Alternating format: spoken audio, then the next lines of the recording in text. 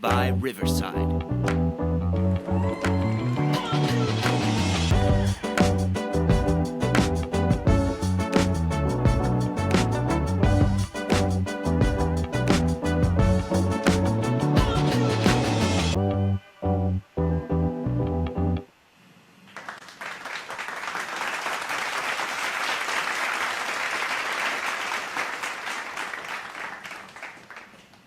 Welcome, everyone, to another episode of Who is Kyle Graham podcast. Of course, I am your host, Kyle Graham. Thank you for joining me on this week's episode. And before I begin, as always, as a reminder, press the subscribe button on any of these platforms: YouTube, Spotify, Amazon Music, Apple Podcasts, Deezer, iHeartRadio, and Who is Kyle Graham Who is Kyle Graham podcast.riverside.com. That is Who is Kyle Graham podcast.riverside.com. Press the subscribe button and get notifications for brand new episodes and bonus shows coming your way. It's easy. Just click it. Boom. You get notifications and you know what's going on. Now, if you notice, for this week's episode, I call it Opinions Are Like Assholes, which means everyone has one. Definition of opinion. And it says, an opinion is a personal view, judgment, or belief about a matter.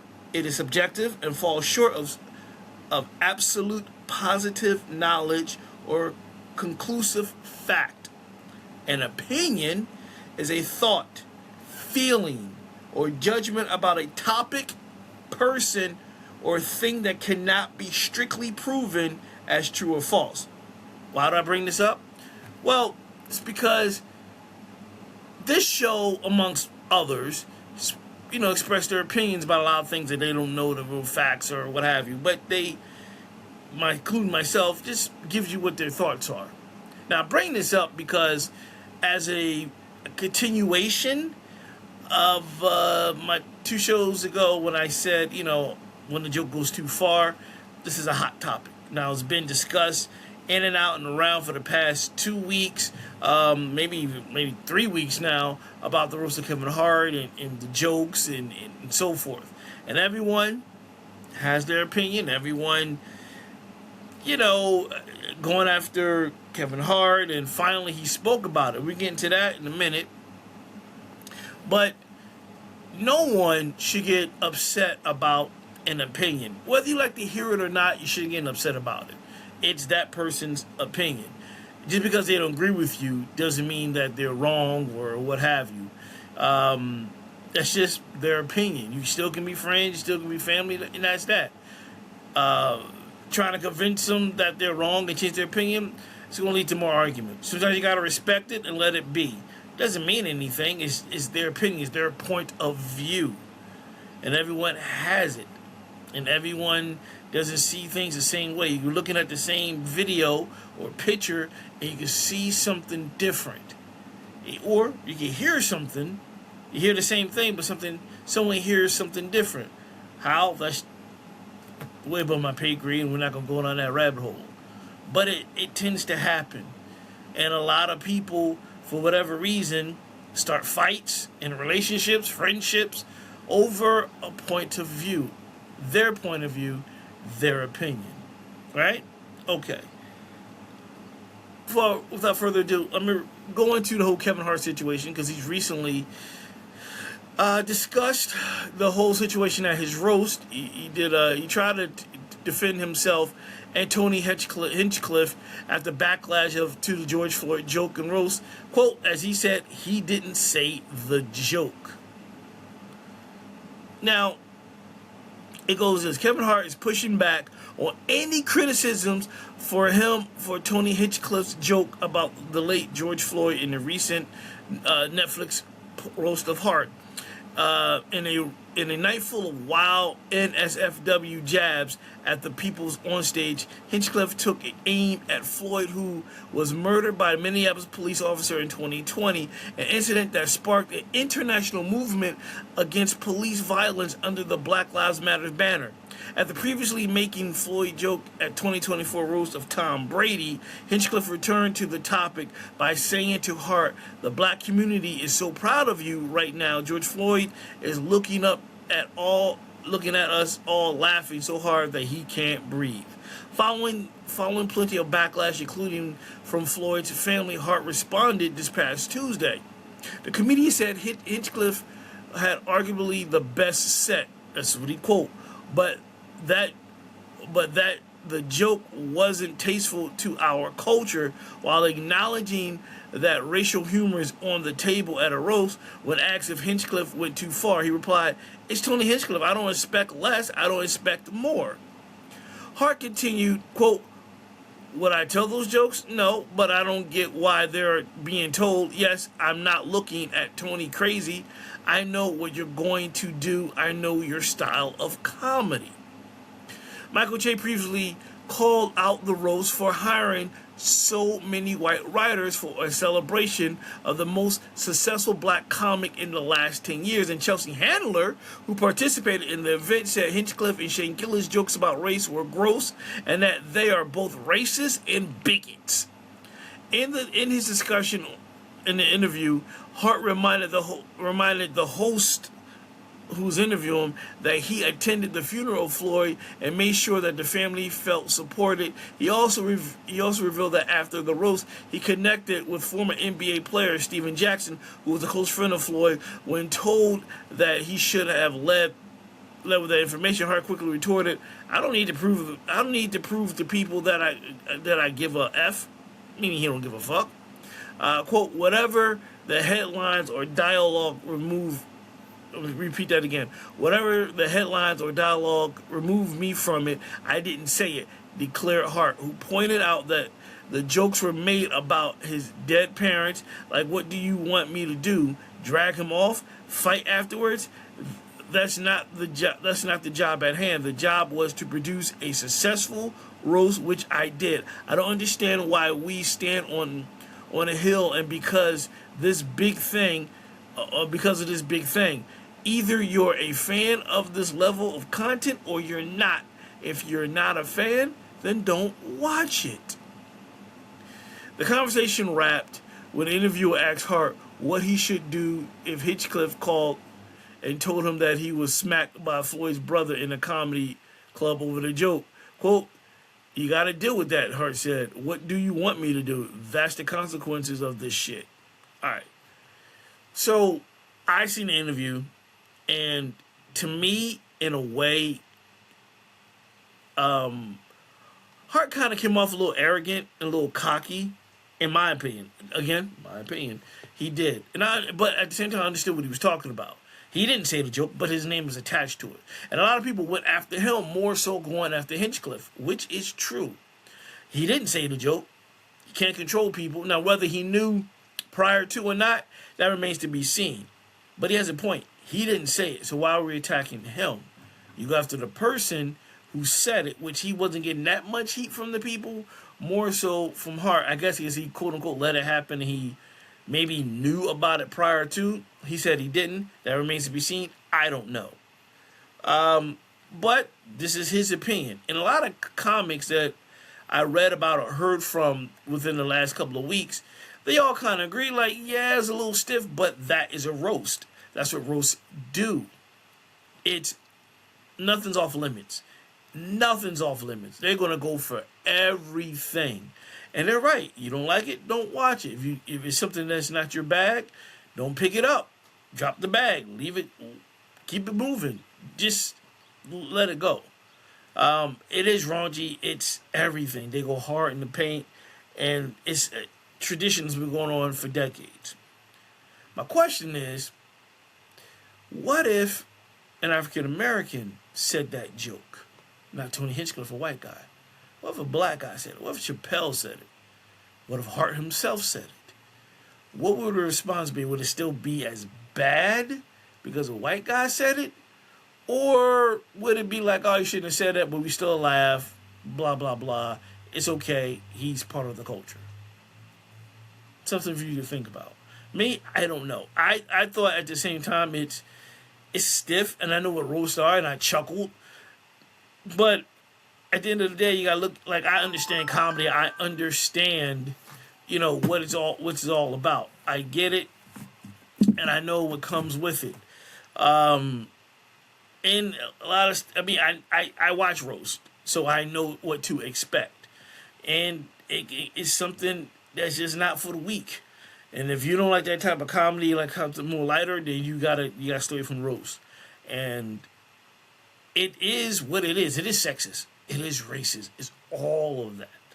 And a lot of people got upset with Chelsea Handler, who's white, and she's defending it, and she, after calling out, fellow comedians, as Shane Gillis and Tony Hinchcliffe and Adam Carolla, and they called her every name under the sun. And it's funny because it's like, I ain't going down this road. Most white men don't like to see white women defending black men. I'm said it, and it's true. And they were racist jokes. They were harsh jokes. And they said, but she was there. Well, she was there, and she knows what it comes with it. Probably so. That means that doesn't mean she has to like it. It's her opinion. She don't have to like it. She gave her point of view.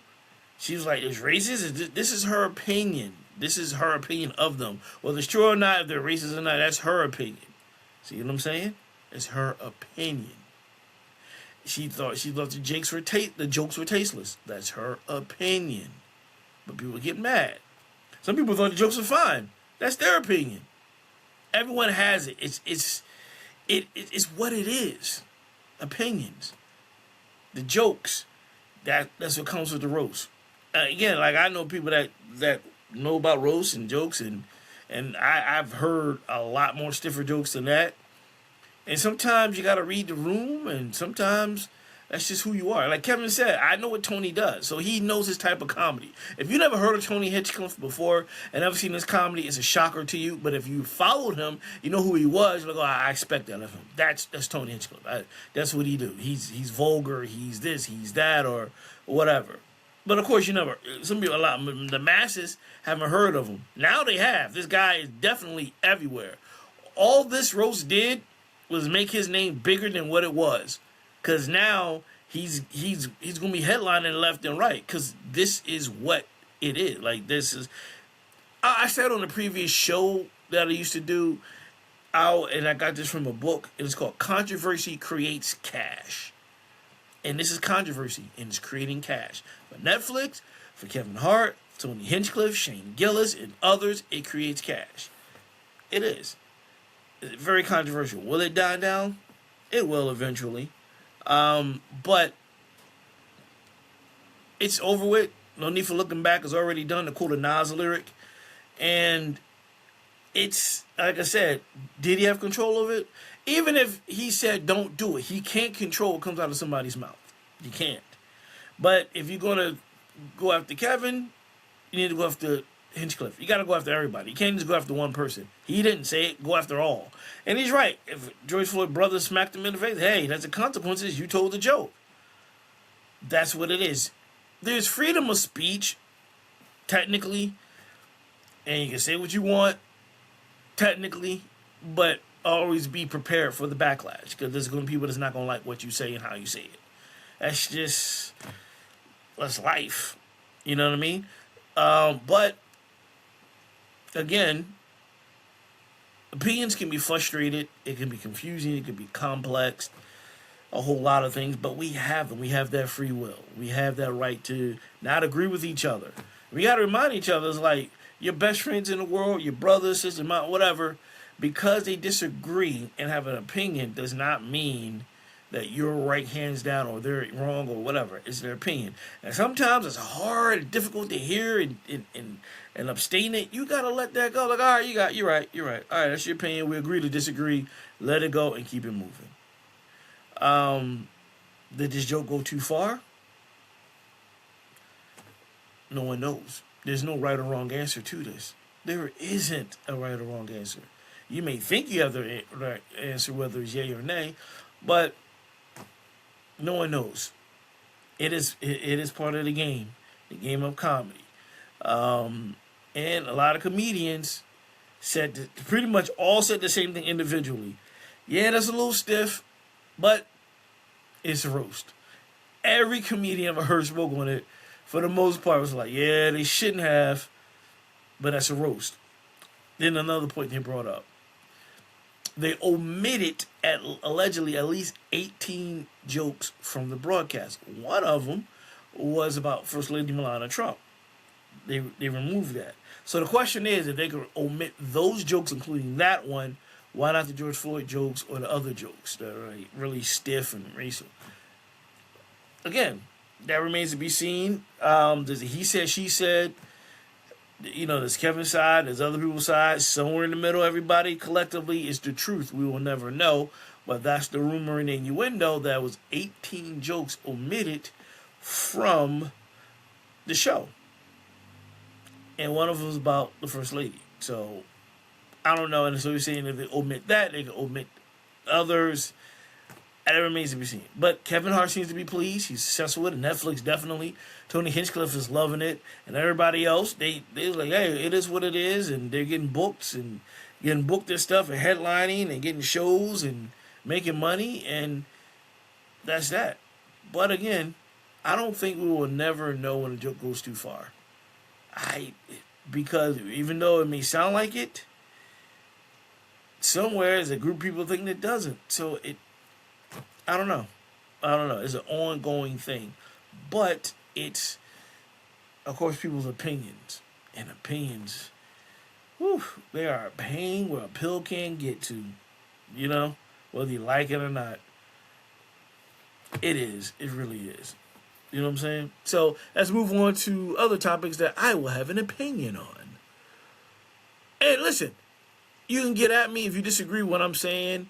You can always get at me on social media at whoiskylgram and Instagram and Kylegram and Facebook. Email me at whoiskylgram@gmail.com. If you agree or disagree, put something in the comments on the platforms. Any of these platforms are YouTube, Spotify, Deezer, iHeart, Apple, Amazon Music, or even whoiskylgram podcast at riverside.com. Just leave a comment. Yay or nay, nay or yay, whichever. I'm curious to find out what you think about opinions and if a joke goes too far. Let me hear you. I want to hear you. Just let me know. Don't be bashful. Let a brother know. All right, moving on. Now, I'm following up on the bullshit Ray J situation from last week, which is funny. And I think if the roast controversy didn't happen, the Ray J thing would took over all the way, and the memes and gifs are just hilarious because he deserves it. So Ray J knocked out an MMA match after rapper claimed he didn't have long to live. Now, this is a controversy also. So Ray J was knocked out in a celebrity MMA match months after claiming he didn't have long to live. So on Saturday, May 23rd, the rapper and TV, he's not a rapper, I'll call him a subpar entertainer and TV personality, whose real name is Willie Ray Norwood Jr., faced off against YouTuber Super Hot Fire, which is a stupid name, at live streaming Aiden Ross UFC Apex event in Las Vegas. However, per TikTok footage captured by Overtime, Ray J, who's 45, received a blow from Super Hot Fire, real name Dwayne Deshawn. I'm not lying. It's D.E. Wayne, D.E. Sean Stevenson. Dwayne Deshawn Stevenson. Can't get no blacker than that. The hit knocked him out and quickly ended the second round. In the video, the One Wish performer could be seen disoriented as he slid down against the ropes onto the ground, which is so funny. While Ray J was able to get back up, he then had to sit on a stool. The referee ended the match soon after. In an interview shared on X post-match, Ray J appeared to tease that there was a plan for that match that Super Hot Fire didn't follow. He said, "Damn, bro, like that for real? That's janky as F." The sexy Kenai artist told the opponent, I don't want to say too much because I don't want to get nobody in trouble, but damn, we took a L tonight." He then added, "You know how much money we lost? Wow, wow." In January, Ray J claimed that he had months to live after he was recently hospitalized after pneumonia and experienced heart pain earlier that month. During Instagram, he shared a live later on X. He said, "2027 is definitely a wrap for me." Ray J further added that doctors told him he could not live long. He would not live long, and he said his heart had turned black due to abusing alcohol and drugs, and claiming he felt invincible. He later shared an interview, Instagram video thanking fans for supporting during his health issues. All right, so there's a companion piece to this, and so he was hospitalized after the knockout against Super Hot Fire, Dwayne Deshaun Stevenson. I'd rather call him that than Super Hot Fire, which is a stupid ass name. Ray J has reportedly been hospitalized in Las Vegas after an MMA fight against Dwayne Deshaun Stevenson. I'm not saying Super Hot Fire. It's a corny name. The One Wish hitmaker checked himself into a medical facility in Sin City just hours after being knocked out by the YouTuber Dwayne Deshaun Stevenson, aka he has another name, Deshaun Raw. Oh my gosh, dude, you need a better PR person. Per the outlet, an insider close to the R&B star said Ray J went to the hospital around 2 hours after the match on Saturday and has been there for 2 days. They added that the doctors are running tests and investigating whether Ray J, whose real name is, like I said, Willie Ray Norwood Jr., suffered a concussion. The source told the outlet that the singer's heart rate has slowed down following the encounter as well. Now here's the thing, which is interesting. If you so-called have a heart issue, why would you put yourself in a situation where you can, I don't know, kill yourself, basically? You know, where you're moving around the ring, you're punching, you're ducking and diving.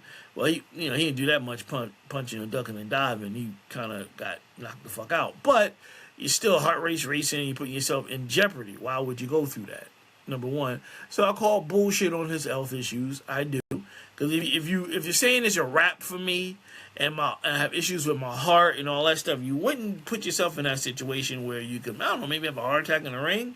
I don't know. I think it's bullshit. I really do. I'm not a doctor, but I think it's bullshit. Number one. Number two, at the end of the bout, when he's screaming out N-words and all that stuff, and allegedly possibly exposing the shit behind the curtain, so to speak, exposing that they possibly had made a deal. I guess, he supposed to win or something like that. Two things. Now, here's two things about this. Number one, it could be true. It could be true. They could have, came up with something like, yeah, make me look good, and then you take an L, and then we make money, and this, and this. And, Dwayne Deshaun Stevenson went rogue and said, F you, I'm in my time to knock you out because you talk too much and make me look good. He could have went rogue, and yeah. Or number two, Willie Ray was so embarrassed that to avoid direct questions or something, the first thing he thought of to deflect was, hey man, what's going on? We had a deal. I ain't supposed to say that. To deflect that. In my mind, to kind of just deflect the questions of what happened. He knocked you out. All the questions, whatever. And he was that embarrassed to kind of deflect it away and kind of make it like, no, I was supposed to win. He didn't get the best of me. I was supposed to. He went off script, and that's what happened, and whatever. Possible. But now they're doing an investigation, I read, that looking into if this was rigged or not, or was supposed to be rigged. And Las Vegas take that serious because, it's like you can't do a fixed fight no matter what it is. So they're supposed to be investigating. I'm sure we'll hear about it down the line. So they're looking into, was he bullshitting or was he telling the truth? Now, if he's telling the truth, everybody's in fucking trouble. The promotion, everybody's involved is going to be in trouble. If he's bullshitting, he even looks more weak and more stupid because he lied to deflect at the fact he got knocked the fuck out. Now, he made matters worse if he's lying. And if it is true that it was supposed to be fixed, it's even much more worse. Now, good old Willie Ray is allegedly a businessman. He has companies and so forth. If I'm in business with him, or someone wants me to go in business with him and different, financiers or financing a business or whatever, I would not want to be in business with him. You go back to the board come Monday morning, and you're like, do you see this clown? Do you see how he look? He got a knot on his head. He's yelling out racial slurs. He got beat up, number one, and shows that he's not tough. Do you want to go into business with him? Do you want to sit in the boardroom with this guy? Now, he could be smart. He could be very business smart and know how to rake in the bucks. But I would not, and I do mean I would not, go into business with him. When I sit in the board, I couldn't, because I'm like, as he would say, this is janky. I wouldn't do it. Like you watching this, like, this is who I'm in business with? This clown here embarrassing our business. We could lose money with him acting like this. Like, come on. You know what I mean? And especially if he's bullshitting and he lied about possibly it being fixed. So either way, he's going to lose. Well, they come back and say he lied and he was joking or whatever, makes him look stupid even more. And I just own up, yeah, he got me. He got me good.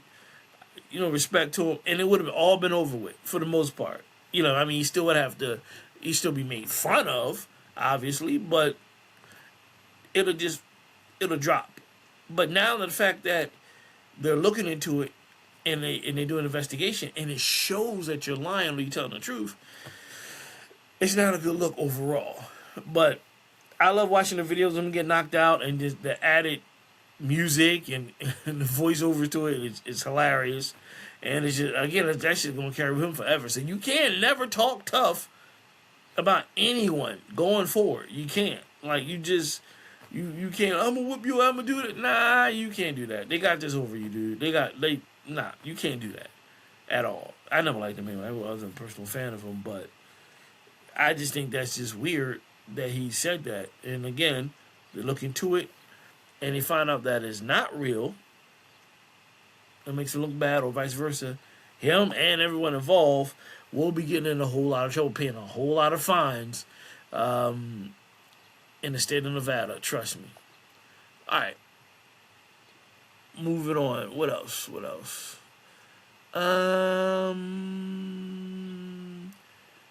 Jim Jones challenges Cameron to VERZUZ in HARLEM. Jim Jones challenges Cameron to VERZUZ in HARLEM. Quote, let's settle this once and for all. The two collaborators have had a rocky relationship for almost 2 decades now. Rap fans of a certain age are no strangers to the hot and cold relationship between Jim Jones and Cameron, as the two Harlem rappers have fallen out numerous times over the years. I'm sorry. Trying to move my screen. Pop-ups got the best of me. Okay. Give me 1 minute. Okay. Pop-ups are a pain in the butt.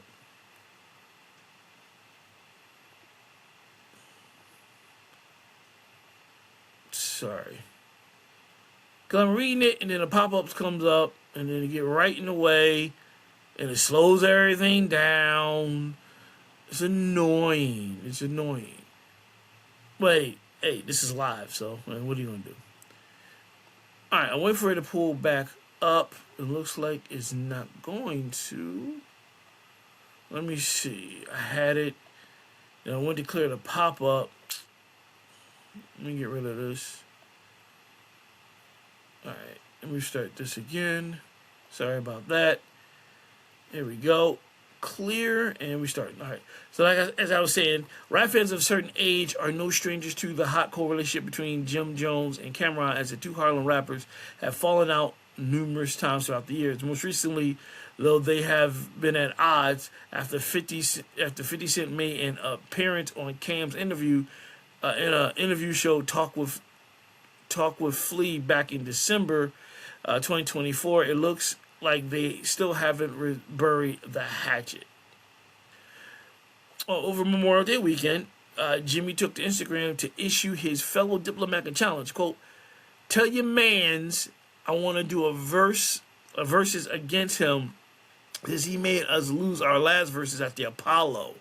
He posted on Instagram, referencing the loss. The diplomat took to the locks versus in 2021, the best versus hands down. Call Swiss, LOL. Happy Memorial Day, LOL. Smoke ain't your thing. We all know this. So let's settle this like this, LOL. He then continued to take jabs with a caption that reads, "Let's settle this once and for all. We can do it in Harlem. We know you ain't been there in a while, but they still love you. LOL, LOL, LOL." Cam has yet to respond and only really raps when he feels like giving fans a quick freestyle before his shows. For his show, It Is What It Is, and the aforementioned Talk with Flea. He also been busy with his pivot to sports analyst, as he's been making guest appearances on ESPN's flagship morning show First Take alongside Stephen A. Smith and co-host Shay Cornett. We have to see if he takes the bait. What do I think? It's a different approach. I think it'll definitely get a lot of viewers. They can hype it up very well, because there's a story. There's a story with this. There's a whole story between with these two. There's history. I don't know which songs I don't know what songs they can go back and forth with. I'm not a big Cameron Brown fan or Jim Jones fan, so I couldn't tell you their hit songs like that, except the ones they kind of maybe did together. I like the idea. What I like better, since I think they're kind of, in my opinion, the word for the day is opinion. Don't do music. You got an issue, set up a boxing match, a challenge match, get in the ring, do it for charity, and go at each other. You know what I'm saying? Like, that's what you need to do.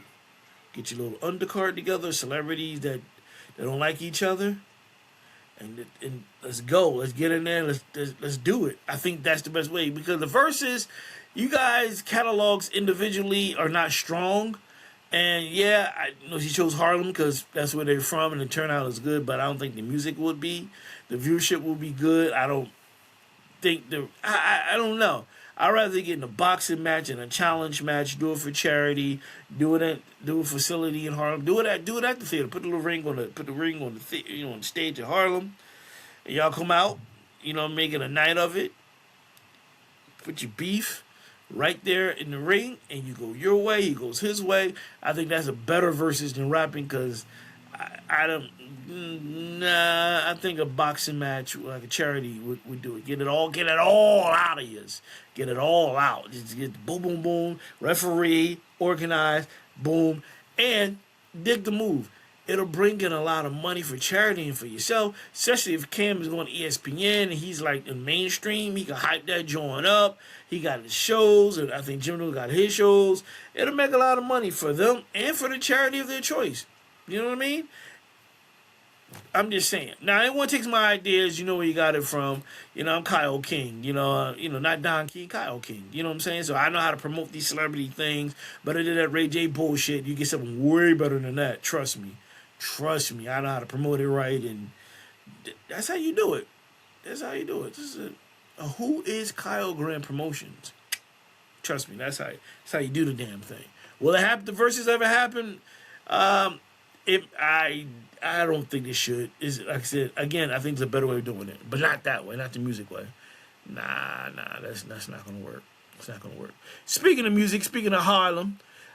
Dame Dash announces new record labels, new record venture for artists and creatives. Dame Dash announces new records and ventures for artists and creatives. Dame Dash is in the building on his on his history with Rockefeller and opening up Dash Records for music, videos, stylish, and more. Dame Dash has been dealing with some diss tracks from long-time foes, and he might enlist others to respond on his behalf. That's because he recently took to Instagram to announce a new company, Dash Records. Quote, "Proud to announce my latest venture," the former Rockefeller executive captioned his post. "We are searching for the best, hungry and talented recording artists, videographers, engineers, producers, makeup artists, stylists, and digital marketers. Share and tag your favorite creatives. Come get with the hottest record label in the world. Please email your portfolio to dashrecordinglabel@gmail.com. Go check it out, y'all. This is a pretty exciting move for Dame, who has recently been dealing with some financial struggle and a lot of pushbacks in other businesses, arts and entertainment ventures. We will see how Dash Records shape up in the near future, as it's still in the very early stages of growth and development. Whether or not the New York native enlists newer or older names in music remains to be seen. Either way, this could lead to a lot of success for him and a great chance to get back in the game. That is true. Listen, you got to give this man his balloons. You know what I mean? Whether you want to give him credit or not, he is a big part of Jay-Z's success with Rockefeller. Like him or not, he is. You got to give this man his balloons, because he had. Jay didn't do it by himself. It was Kareem Biggs. It was Dame Dash leading the foray to get Jay-Z to where he's at, musically and so forth. He didn't do it by himself. Michael Jordan didn't win the championships by himself. He had Scottie Pippen. He had Dennis Rodman. You understand what I'm saying? And so did Jay-Z. He had his Dennis Rodman. He had his Scottie Pippen to take over the rap game and be successful. And regardless of what happened in recent years, you got to give Dash his balloons, because he knows the music. He knows business. Whether it fails or not, he knows it. You know what I mean? Sometimes it was funny. People remember your failures more than your success. That's the world. That's the way it is. Because we love to see people fall down. Kind of like to see them come back, but more so love to see them fall down, because there's much more to talk about. But you got to, again, give this man his balloons, because he is part of, hip-hop. Especially in the 90s and in the late 90s and in the 2000s. His fingerprint is on everything. With Jay, Kanye, State Property, Cameron, like him or not, indifferent or whatever, he knows his shit. So I think Dash Records could be successful. He knows what he's doing, and if you're interested, go look it up and join him and see what see what happens. It may work out, it may not, but he's a smart man at the end of the day. A lot of people was like, well, you see where he's at, where Jay's at. Well, that doesn't mean anything. You know what I mean? Like, it doesn't. Sometimes, put it this way, Jay might have made the right decisions that worked out. It could have went left and couldn't have worked out. Dash made some decisions that didn't work out. It could have went right, and it could have worked out. It doesn't matter if one person's smarter than the other. A lot of stuff is chance. A lot of stuff, shit happens. Life be lifing. And the math wasn't mathing for Dame, and the math was mathing for Jay. But that doesn't mean one's better than the other. I think it's a good opportunity for young people or older names or whoever in this game to come out and be a part of something in front of the camera and behind the camera. He's given an opportunity, for people to flourish, again, in front and behind the scenes. So hopefully he's successful. I don't see nothing wrong with that. And again, a lot of people forget, once again, he was a part of Jay-Z's success and where he's at right now. He was Scottie Pippen. Biggs he could be the Horace Grant in the early years of the Bulls, or he was Dennis Rodman in the later years of the Bulls. But definitely, Dame Dash had his hand in helping Jay become who he is, and having Rockefeller, probably one of the greatest labels, in the '90s and 2000s, up there with Bad Boy and Def Jam and so forth. So hopefully he's successful, and why not, man? Let's just see what happens. Moving on. Speaking of Jay-Z, staying with that, Beyonce shows up to support Jay-Z at Philly preview show event. Because it happened this weekend. Okay. So Beyonce shows up to support Jay-Z at the Roots picnic this past weekend. And what's interesting about that, which I'm going to stop there. I'm going to say something. A lot of it, because I can't pull this up, but I read the article. This is the same thing from before. But I like it when articles like this comes up and they're just like in shock. Like, oh, he showed up for support her, and she showed up to support him. And it's like, well, they're married. Why wouldn't they support each other? Why wouldn't they show up to support each other? Normally, couples, married or not, you support your other person whenever they're doing, whether it's at a banquet, at a game, he's giving a speech, he's whatever, you show up. That's what you do in a relationship. So it's an article about that, which I find very humorous. And again, I apologize. It's the same link. I gotta stay from this particular platform, because when I'm thinking opens up, it gives you half of the article, and then you gotta subscribe to get the rest of the article. So my apologies on that. But I read it and I kind of chuckled. It wasn't long, but I kind of chuckled at it, and I wanted to bring it up because it's like, why is this a headline? Like, of course she's going to show support. Now, if she didn't show up, then it was like, oh my gosh, she didn't show up. Oh, something must be wrong. It's like, well, maybe she didn't want to. Maybe they said you don't have to. Maybe she got sick. Maybe it's just like, nah, it's cool.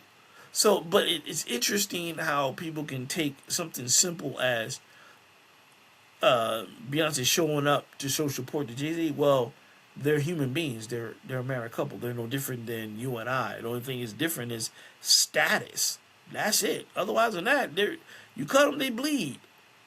So she went to support her husband. That's awesome.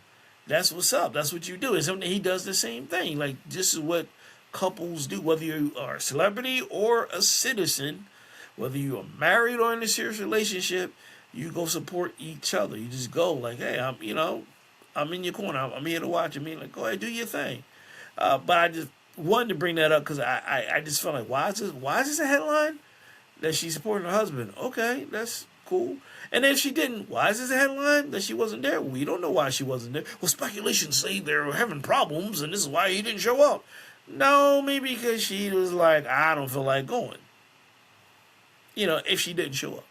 And this way, it's like, well, that's my husband. I want to go. I want to go to Philly. I want to, hell, fuck it. Give me a reason to get a cheesesteak. You know what I mean? Like, it's interesting how articles and people and reporter thinks that celebrities are not humans. Like they do so human things. Like, you see them take pictures, of people, or videos now, people like going shopping in Target or going to the supermarket, like, oh my God, it's like, oh, look at Lorenz Tate, he's shopping at Target. Well, Target's a good store. George Clooney's in Walmart. Walmart got some products. He might, hey, he's just George Clooney. Like, he's like, why is he there? Like, what are you supposed to go to the moon? Like, it's a store. He might, it's something, you know what I mean? Like, because he got money, it don't mean he want to spend a lot of money on toiletries or sheets. It's like, people play it simple. These are not aliens. They're not gods. They're human beings. They do things like we do. That's it. They're, you know what I mean? Like, they don't fly. They don't have superpowers. Nothing like that. Again, the thing separate us is fame and fortune, and that can go away like that.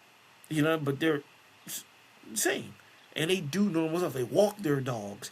They take out the trash. They clean up the yard. They fuss with their kids. They fuss with their parents. They fuss with their wives. They fuss with their husband. They fuss with their boyfriends. They fuss with their girlfriends.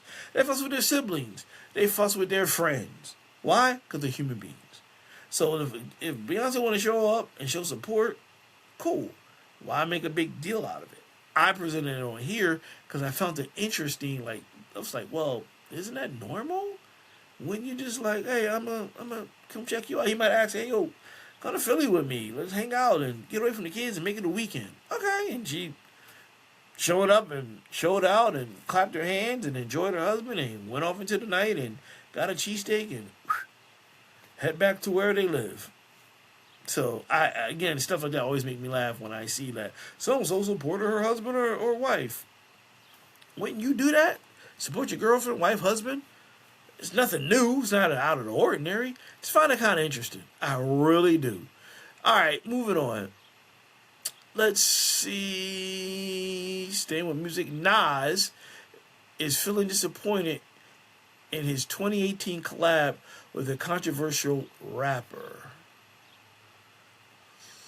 On paper, you would think a collab album with Nas and Kanye West would be amazing.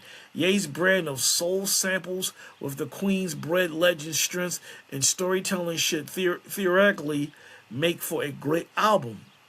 It should especially make it for a more dynamic and lively album in the production department. However, when the pair eventually got together on Nasir in 2018, the result was underwhelming. Both fans and critics alike wondered what happened for the record to feel so flat. However, with Kanye crafting a ton of albums at the same time, there were bound to be some hiccups in the process. In a 2020 interview with Apple Music, Nas recalled the whirlwind that was a 2018 Wyoming recording session with Kanye West. Based on how he describes it, the process was far from intimate and personal. Quote, this man is cranking out all these albums that are going to come out every Friday, and so he had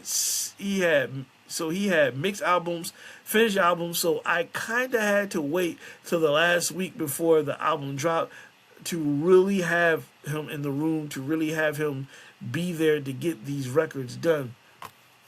Nas explained why his collab album with Kanye West turned out bad. Still, the Illmatic rapper remained grateful for the experience, although he worked until the last minute.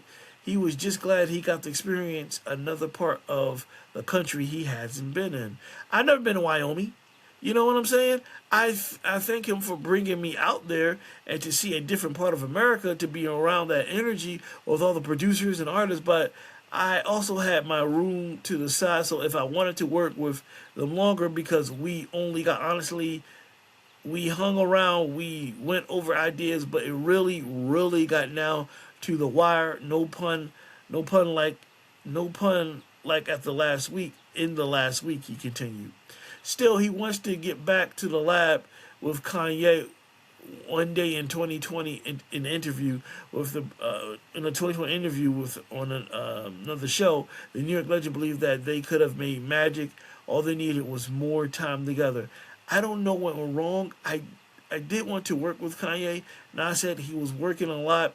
He had Kid Cudi, he had Tiana Taylor, he had his album, and I was the only one coming in starting fresh, so I had less time with him. He really did that album the week it was supposed to come out. I don't remember any tracks off of that, or I did, it just wasn't rememberable, if that's a word. And you have two talented there, so I guess you expected more. And it sounded like, again, he wasn't focused. When you got a lot of stuff on your plate, obviously your concentration is going to be scattered. This is something where, well, no matter who you are, whether it's Kid Cudi, Tiana Taylor or Nas, you need to focus. And for some reason, I remember this time in 2018 where Kanye was trying to crank out everything. I don't know if it's a competition within himself to present albums every Friday, which I think I get it, but at the same time, you're kind of hurting the art by doing that, because albums and albums and situations like that, you need to focus on, take your time mix and remix and make sound that sounds good and so forth. I hope one day they go back to that where they get to work together and Kanye can be really more focused and they can do something again. It happens. And then sometimes the chemistry might not just be there.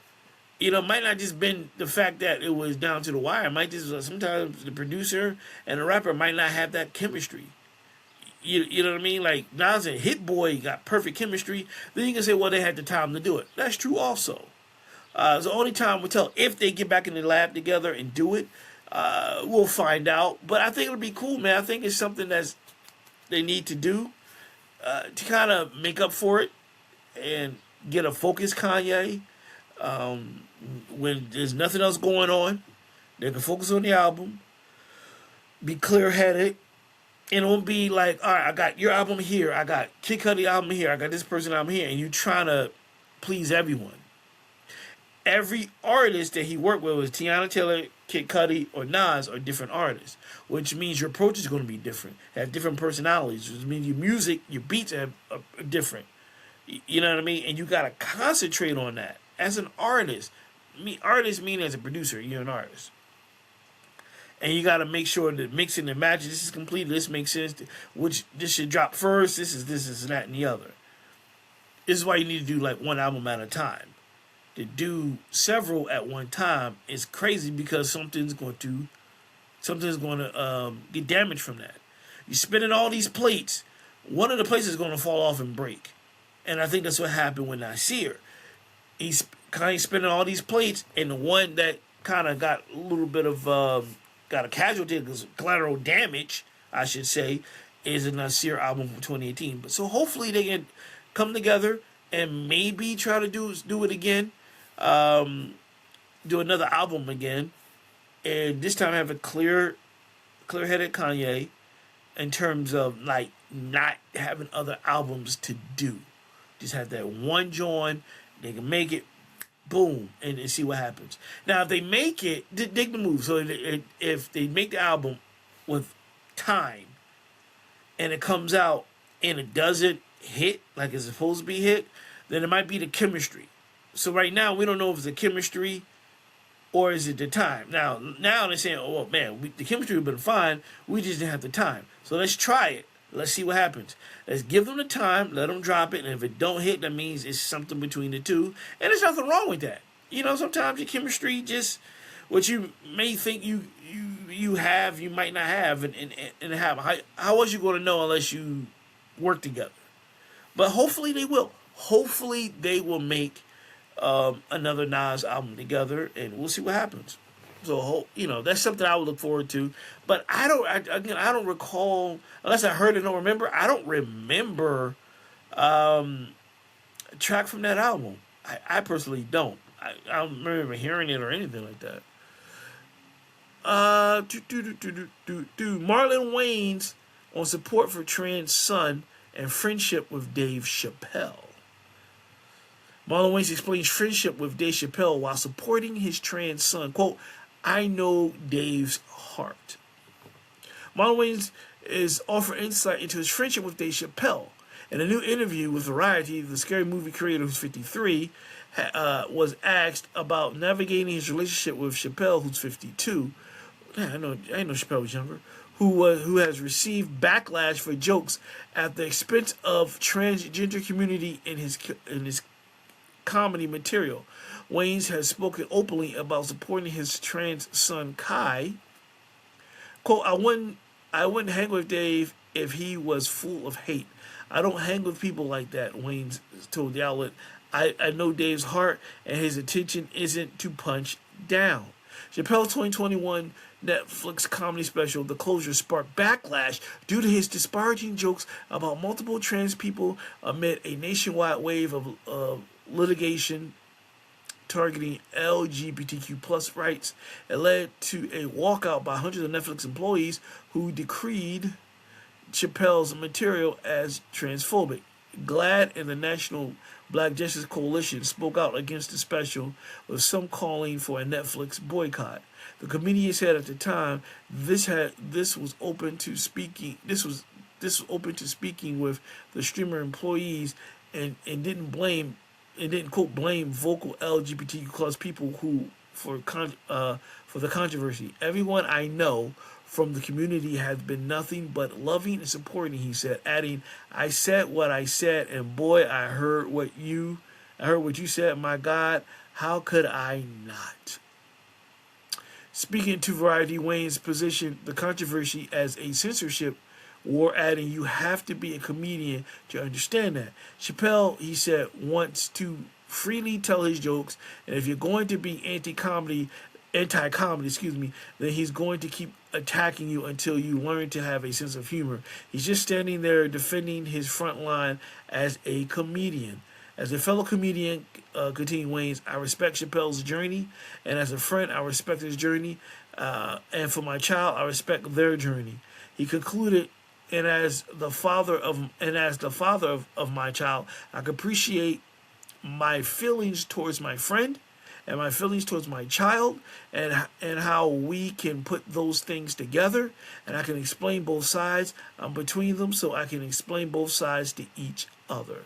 Wayne's a father to sons Kai, 25, Sean, 24, with ex Angela Zachary, and daughter Axel, 3, with ex Brittany Moreland. Wayne's told People magazine 2024 he underwent a period of soul searching when Kai first revealed they were transgendered. You know what's interesting about this? It's a lot to unpack. Here's something interesting. I just read to you that the staff at Netflix walked off when Dave Chappelle made those transphobic jokes and so forth. Now, one staff member walked off with the George Floyd jokes or any other racial jokes that was said on the roast. Isn't that interesting? Isn't that interesting? No one walked off when the roast was aired and he says very offensive things, very, very racial things, and talk about suicide and all that stuff. No one walked off. No one at Netflix went after those comedians. Those white comedians. Not one time. Not one time. No issue, there was no strike, there was none of that. Dave Chappelle said something went hard in the paint. They walk off, they got controversy, all that stuff. Do you see what I'm saying there? Do you see that right there? Now, what I'm saying, and this is my opinion, keyword of the day, is that, people have selective, I don't say selective memory, but selective choices on what they feel is, important, not important. You know what I mean? Oh, you can say the N-word all day. You can make fun of black people. You can make fun of the slavery and suicide of all that stuff. But you better not mess with the LGBTQ plus. We can walk out on that. But wouldn't it shouldn't be for everything that's not appropriate? Shouldn't you go up to Tony Hinchcliffe? Should Netflix staff say something about Shane Gillis? Oh, I see, it's a roast. Right. But when Dave Chappelle says something, shame on you, Dave Chappelle? Come on. There's something wrong with that. So reading that, it just caught my attention, and I stumbled over my words because I wanted to get to this point, because it was like, that is crazy. Like I'm just like reading it, realizing like, we went through all that in 21, but in 26, no one batted an eye at the network, at the streaming service. No one batted an eye. No one raised their hand and was like, is this appropriate? No, they didn't. Well, Chappelle go hard in the paint and he said something about the trans and all that, and all of a sudden, how dare you friends with him? But then when Hinchcliffe or Shane Gillis do something, people say, well, how are you friends with them?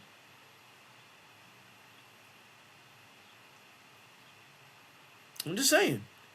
And I'm going to say this. Put your comments on whatever platform you're watching or listening to this podcast. I'm curious to hear that. And get at me on social at Who is Kyle Graham at Instagram. Right on Instagram. And on Facebook, Kyle Graham. It's a name. You can find me. Facebook put the L in there for the middle name.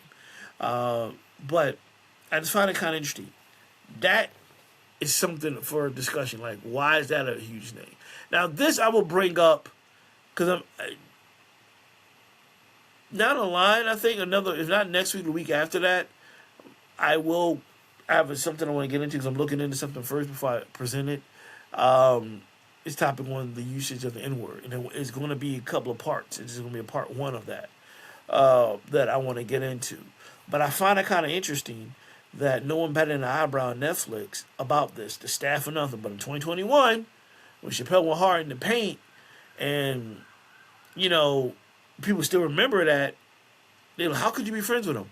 But when a comedian, and Dave is telling jokes the same way as Hinchcliffe and Shane Gillis is telling jokes about Cheryl Underwood's husband killing himself, and Kevin Hart's parents and all that. Yeah, they're all their jokes. And so Chappelle was telling them was jokes. So what's the difference? Why didn't one at Netflix stand up and walk out? Why didn't they omit those jokes? Why didn't they say something? Why didn't anyone come to their defense? That joke's defense. Make it a big deal of it.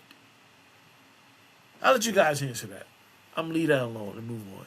You think about that. And if I'm wrong, say I'm wrong. If I'm overlooking it, say it. I don't care. That's your opinion. Again, word for the day. That's your opinion. Just putting it out there. You know what I mean? All right, moving on. Oh, let me back up. Let me back up. I went on a rant with that. Marlon Wayne supporting Dave Chappelle, I think that's kind of cool. Again, comedians know comedians. He knows them well. He knows where he's coming from. If you're outside of that world, you'd think someone's being mean. Period. In that world, these comedians know each other. They know where they're coming from. They know whether or not they're really sexist or racist. They know because they're around each other. It's a Biggie Smalls type group of comedians for different race, reason, color, him or her. Everyone knows, everyone knows. You might not know, the public might know, but amongst the circles and the clubs and all that stuff, it's a fraternity, it's a sorority. They know shit that we don't know. So they know these people. They spend hours with them. They've been on the road with these people. They've been like hanging out with, like, they know each other. They know what, as Marlon said, he knows Dave's heart. He knows Dave's mean well. And maybe that's how Kevin felt about Tony Hinchcliffe. Maybe he means well also. But my point was the outsiders who attacked Chappelle need to go and they say, oh, you're this and this. Well, then you need to say something to Shane Gillis. You need to say something to Tony Hinchcliffe. Don't go after Kevin Hart because there's an image attached to it. And Marlon's cool with Chappelle because he knows him. That's a joke. He's getting his point across, and he's a comedian. He understands. They probably had conversations with Dave, and Dave probably broke it down to him the same way. If you listen to Dave Chappelle's jokes, they're jokes. He's telling the story, and in the story, he's schooling you, and he's making it clear, like, I'm having fun with this. I'm not, and he tells you a few times, I'm not shitting on, I'm not talking bad. I'm telling the joke. I'm telling you this. It's all in fun. If you listen to what he's saying, he literally is telling you, and these jokes like, don't get upset. This is a joke. This is part of the joke. Whatever. He's explained to you. You gotta listen to him. Like, everybody's like, how dare he said that? But you listen to what he's saying. He's not saying out of hate or spite. He's literally telling you, this is a joke. This is a story. Don't get upset. This is my point of view. This is the word for the day. My opinion. Here's my spin on it. Let's have fun. You know, sometimes you gotta laugh to keep from crying. Sometimes you gotta turn pain into laughter. Situation you don't understand, you make fun of it to help you understand, to help process it. I don't know. But I appreciate what Marlon Wayans has done. He's like, he lives with, his son transition over, and he can, like I say, he's in the middle. He can explain to Dave this. He can explain to Kai this. And he knows David is like, man, I know where he's coming from. And if you don't like it, don't listen. This is comedy. And it's an art. And the same thing with any other art. You don't like it, don't watch it, don't listen to it. Turn it off. And that's it. You're not forced to. And whether it's right or wrong, you don't have to. So that's dope for him to clarify, like, I know it's hard. I know where he's coming from. I had these conversations with him. Explain stuff to my son. Stop making a big deal out of it. That's what I'm saying. I'm sure that's what he pretty much said. I'm like, ain't nothing to talk about. There's no controversy there. We spoke. He's cool. We're cool. That's it. That is that. So there you go. All right, let's see. I have me see. I think I have one more here. My man Byron Allen, a billionaire that doesn't get acknowledged. Byron Allen closes BuzzFeed acquisition, saying company is now officially chasing you too. Watch out there now. A media entrepreneur and stand-up comedian Byron Allen now is the majority owner of BuzzFeed, the struggling digital media player that Allen plans to use to launch free streaming platforms that he imagines will rival video colossus YouTube. Our vision is to build on the iconic foundation of BuzzFeed and HuffPost by expanding into free streaming videos, audio, user-generated content, said Allen, who is now chairman and CEO of BuzzFeed after buying approximately 51% of his outstanding shares in a $120 million deal. As of this moment, with power of AI, BuzzFeed is officially chasing YouTube to become another premier free streaming video service. With Allen taking over the company, BuzzFeed founder and former CEO Jonah Peretti has taken on the newly created role as president of BuzzFeed AI. The company said that in the new role, Peretti will bring the strategic focus to apply AI research, product innovation, and the development of new technology-driven media formats. Peretti called Allen a force of nature and an incredible media mogul, and said his skills are very complementary to mine.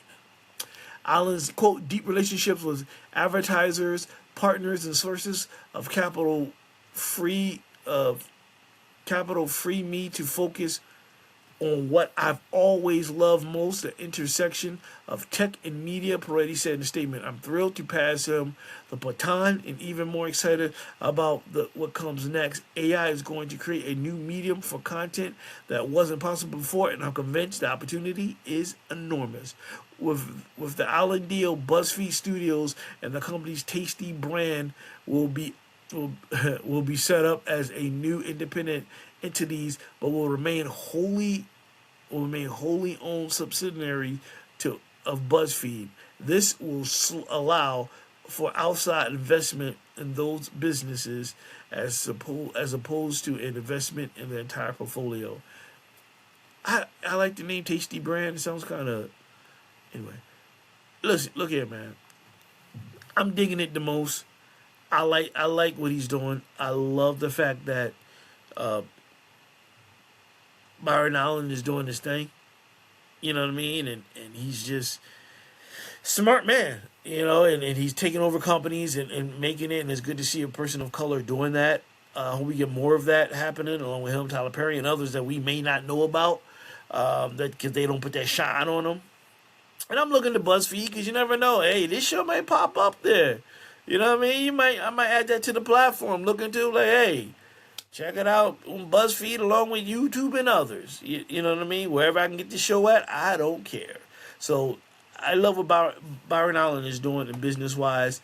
And right now, his new show is struggling a bit in the time slot. And I'm looking, it hasn't even been a month yet. But, of course, I think the ratings for his show, because of how it's set up and what happened, I think it's taking a hit. Colbert taking off the air in controversy, and has a certain format that people are used to. Byron Allen's new show is different, and it's not your typical format you see on the two Jimmys, Fallon or Kimmel, where you come out, do a monologue, you got your Hollywood star, you got your music guests, and you wrap it up tonight. Byron's is just comedians sitting around, and he's asking them questions, and they crack. And it's actually funny. It's some comedians comedians you don't know, but it's actually really funny. They just sitting around chilling and talking and laughing. It's a different format, and it's different. I just don't want people to not support him because two things. Because he's black, yes, I said it, and because he's not Stephen Colbert, which is the same thing. And the fact of what CBS did to get Colbert off, which was wrong. But don't hate the player. You hate the game. You know what I mean? That's the game. Don't get mad at him. Get mad at the game itself. So show your support. Watch it. It hasn't been a month yet. It's only been like 2 weeks. But it's really funny.